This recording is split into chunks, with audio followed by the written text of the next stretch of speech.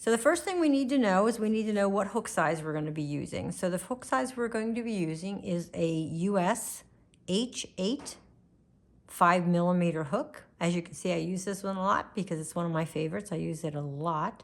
And it has a what we call an inline shaft. And then we're using Michaels has a thing called Loops and Threads. And Loops and Threads it's one of my faves. I do like it. It's not a real expensive yarn. I do use the more expensive yarns for a lot of projects, but for basic projects, you know, Loops and Threads is really good. It's a polyester yarn. It's 100% acrylic, and it is easy. It doesn't you know, ravel a lot or anything like that. And the color number on this is VS115. That's V as in Victor, S as in Sam, 115. And it's a nice, pretty blue that we're going to be using, more of a country blue to me. And that's what we choose to use today for our project. The first thing we have to do is we have to be able to put a loop on the actual shaft or the hook. And in order to do that, there's some steps that we need to do. And they're very basic. So place your hook down in front of you, because you don't need it in your hands right now. And you're going to turn your palm up towards you. And you're going to lay the piece of yarn over top of your 4 fingers. We're only going to be wrapping this around your index finger and your middle finger, like this. And then we're going to hold it with our thumb. We're going to wrap it around these 2 fingers and then create an X and then put it back inside with that thumb and ring finger. Turn it over. Now we're going to take our hook and we're going to take the mouth and we're making it down so that it's towards the fingers so that we can easily slide underneath the first loop, and then over top of the second. Make sure that the mouth is down, not up, down, underneath the first, over the second, pull through. And then all we're going to do is we're just going to grab that like that, okay? And then just let it go. So now what we've done is we've locked that yarn onto it, and we're just going to pull these two, the tail and the working yarn. We're going to pull them. You can see it's a big loop. So what we're going to do is we're going to go ahead and slide that down by just pulling our working yarn, that's the long strand, until we get it tight around the shaft. Now remember, the shaft, which is the size of the hook, is the actual size of the stitch. This is an H8 or 5mm. That is what that is gauged on. It's not this area here. And a lot of times when we're starting to learn how to crochet, we have a tendency to make our stitches too tight. And what happens is, and I'll go through this as we go on, is that as it slides off of the hook for you to work with it, we have a tendency not to hold the yarn correctly, and it gets a little tighter around the mouth and this particular area of the crochet hook. So now that we've got our loop locked and the size of the hook, I want you to understand if you slide this down and you look, see how there's a little tiny bit of a air space in there? Well, that airspace is going to be very important because it's going to allow you to be able to easily pull the hook through once you get yarn on it. So let's go through those steps. What we want to make sure is that we have the working yarn has tension and is easily fed to us. We want to make sure that we wrap it around our hand and our fingers correctly. It'll help you be able to control the tension of the yarn as you're working with it. If you don't do this, it's very hard to keep tension on the yarn correctly. So the first thing you want to do is you want to make sure that the yarn goes over top of your little pinky finger, and then underneath the next 2, and then over top of your index finger, and then just leave yourself a little bit of a strand, and you'll see some tension there. That's what you want. You want to make sure that you have a little bit of tension between your thumb and your index finger, because your thumb is going to be now holding that stitch on the shaft. So you're going to take your your middle finger and your thumb, and you want to hold that little knot that's right there. That's really important because this will keep you from making that tighter as you go off of here, and I'll show you what happens when you do that. We're going to take our ring finger and we're going to grab the back side of that little knot right there, and the thumb the right side. Now we're holding this in place so that as we slide down and make the stitch, that we're not going to get this too tight, because it's important that you maintain the size of the stitch every single time you do a stitch. So we're going to go over top of the yarn, we're going to rotate the hook, and then we're going to slide it down and bring it through that little air hole that's there. And if you notice, I'm sliding it down, but I'm not getting any tighter, and that air hole is there. And I bring it through, and that is our first chain. Important that we go back to the shaft. We make sure that that's the same size again. Now we're going to take and hold this stitch right there. We're going to yarn over, rotate and grab, and then slide it down and keep it right through that little air hole. Now, a lot of times what crocheters do is they don't hold this piece right here. And what happens is if you're not holding that and you go to yarn over, you're creating tension. You have a tendency, see how it's getting a little smaller?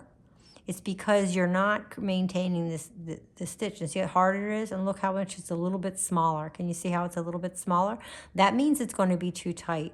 So it's important that when you're creating a chain stitch, that you hold this stitch with both those fingers. That's really important. And then you're going to grab it, rotate it under, pull through that on the shaft, grab it again, same thing. And we're going to do 11 of these. There's 4 so far. 4, 5, 6, 7, 8,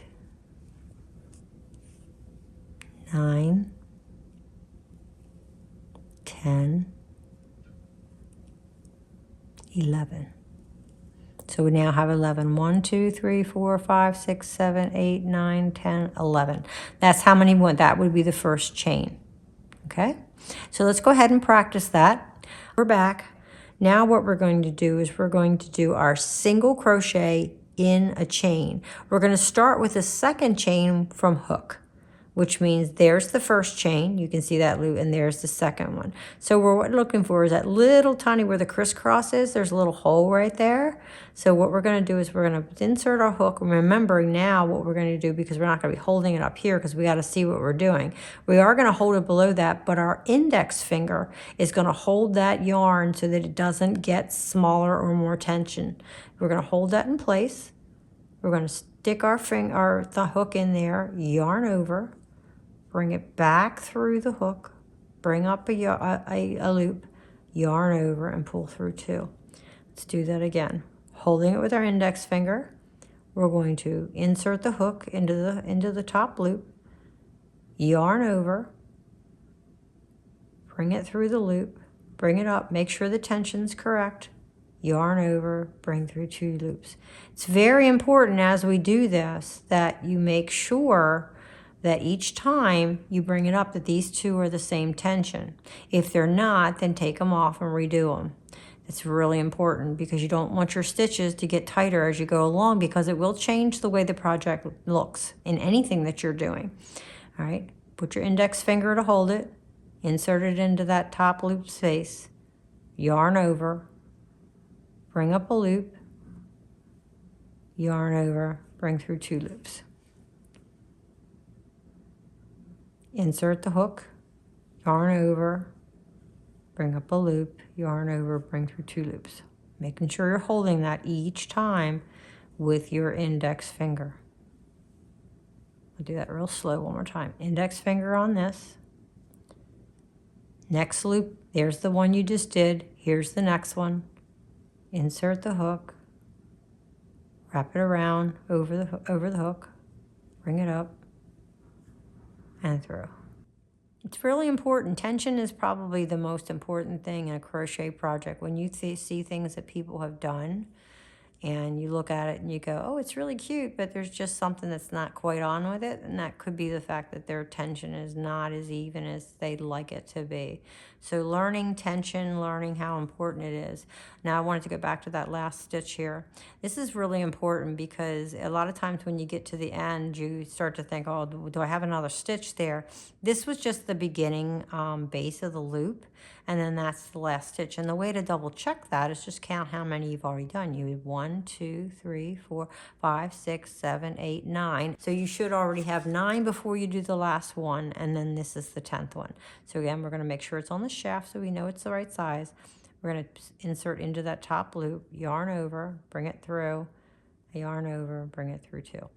All right, and that's what we have. Then we have our first row chain. All right, so what we're going to do right now is we're going to take a break and we're going to do our first row single crochet in the chain. And then we'll be back. Okay, so we're back. And what we're going to do now is we're going to do the second row, and it's going to be turned around. So in order to do that, the first thing we have to do is we have to do a chain. So we're going to do chain 1. We're going to yarn over, pull through the chain, making sure that this is the same. Remember, this is really important, that tension. Make sure you have that little bit of hole there. You're going to yarn over, slide down, holding it close to the base, and bring it through. And now we have our chain 1. And then we're just going to turn and rotate the work that we have so that the working yarn stays behind. And now we have the back row of the project that we're going to be working with. And we're going to go, we got 10 stitches. We have 1, 2, 3, 4, 5, 6, 7, 8, 9, 10. And if you look from the top, each stitch has got 2 loops that kind of create a little bit of a V there. And what we're going to do is we're going to crochet in the very first single crochet. So we're going to make sure, it's really important that we make sure that this particular stitch, and we're holding it with our index finger, that it's going to be able to stay the same. Because a lot of times what happens is the tension gets messed up when people don't hold that stitch and they go to actually put it in. And now if you look, this particular loop is really loose. And when you go to pull it up, look at the difference. You can see it's loose. So it's important that we make sure that that particular loop is really taut against that shaft. Again, leaving that little bit of a hole there, because as we slide over, there's always going to be a little bit of one. And then what we're going to do is we're going to hold it with our index finger. That's going to keep it from getting, as you're moving, it's going to keep it from getting loose. So we're going to then put the hook into that first space, and underneath both of those loops that are on the top of the stitch, we're going to yarn over, rotate around and grab it, and bring up a loop. And we want to make sure that we bring up the loop and don't go directly through the next one, because then that's a slip stitch and that's a whole different thing. So then we want to make sure that as we slide it down that both of these have the same tension. We're going to then yarn over and pull through 2 loops. Again, now we're going to hold that with our index finger. We're going to go through that hole underneath both of these loops. See it right there? Both of those loops. We're going to yarn over, rotate around, bring it up through, and then create our next stitch. So now what we've done, we've created another single crochet in a single crochet.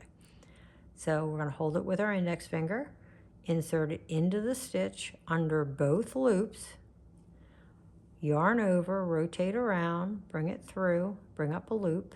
Make sure both of these are the same. So in order to do that, you got to get it back on the shaft again. So this new stitch has got to be the same as this one. Then you can yarn over, pull it through 2 loops. Hold the stitch, insert under both loops, yarn over, rotate around, make sure they're the same, yarn over, pull through. And if you continue to do each one of those steps, you will get even tension each time on every single one of your stitches. Hold it, insert into the stitch with both loops over on top, yarn over, and pull through 2 loops. And we're just going to continue across our row just like that.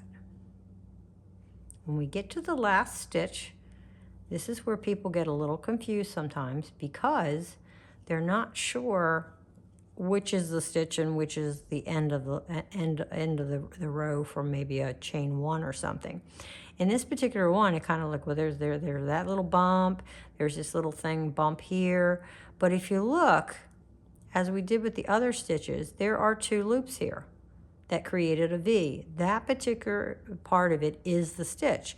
So all we have to do now is look for the hole. Well, the hole is right here. So we're going to hold this, go through there, and we're going to have to make sure that we get through both loops, not one. You don't want to do this. You want to make sure that you're going through this one and the other one. So it's a little bit harder, especially when you're coming off a chain. A single crochet is a little harder to find. It'll be easier as you get to the single crochets in a single crochet. Then we're going to yarn over like we did before, bring up a loop, yarn over, pull through 2. Okay, so now what I want you to do is go ahead and practice this.